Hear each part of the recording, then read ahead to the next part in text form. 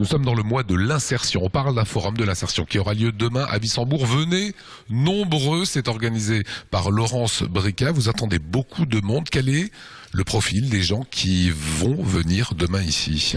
Alors ce forum s'adresse à toutes les personnes que je pourrais nommer en insertion au sens large du terme, que les personnes soient bénéficiaires du RSA, mais également chômeurs longue durée, bénéficiaires de l'ASS, des jeunes en recherche d'emploi, des personnes qui sont en recherche aussi de formation et qui travaillent autour de leur projet professionnel. Si on en parle aujourd'hui, c'est qu'on peut encore venir demain s'inscrire? Tout à fait. Alors il n'y a pas d'inscription. Le forum est ouvert demain à partir de 9h30 à tout public, sans inscription préalable, sans aucune démarche nécessaire, à n'importe quel moment de la journée, de 9h30 à midi et de 13h30 à 16h.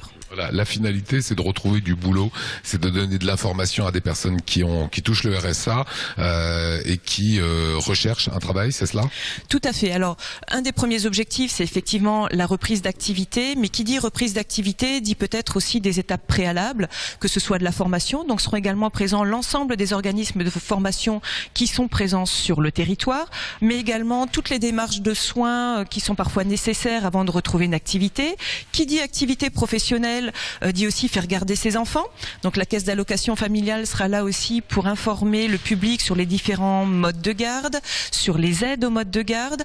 Qui dit accès à l'emploi dit également mobilité dans un secteur très rural comme le nôtre. Comment faire pour se rendre à un emploi quand on n'a pas les moyens de s'acheter un véhicule dans l'immédiat. Donc Mobilex et le service transport du Conseil général sera également présent.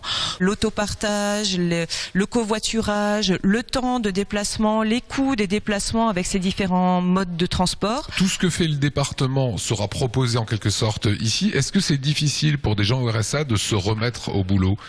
Alors bien sûr, je pense que c'est difficile, notamment quand on a eu une période d'inactivité longue au préalable, parce que derrière il y a la crainte de l'échec, de ne pas y arriver, la crainte de devoir surmonter tout ce que je viens d'évoquer, frais de garde et tout ce genre de choses. Est-ce que je vais y arriver? Oui, bien sûr, c'est une crainte et une difficulté supplémentaire. C'est retrouver du lien social aussi de venir dans des forums comme celui-là. Tout à fait. Vous le voyez, je sors de chez moi, je vois d'autres personnes, je fais des choses que je ne fais pas quand je suis seul. Ça a donc du sens de venir aussi à ces réunions-là. Toutes les personnes en quête d'emploi, de RSA. Combien de partenaires recevrez-vous ici, Laurence? Alors demain sont attendus une douzaine de partenaires, ainsi que l'ensemble des services du Conseil général. J'évoquais tout à l'heure les services liés au transport, mais aussi les services techniques qui gèrent le RSA pour aussi donner des informations sur ce dispositif quand on reprend une activité.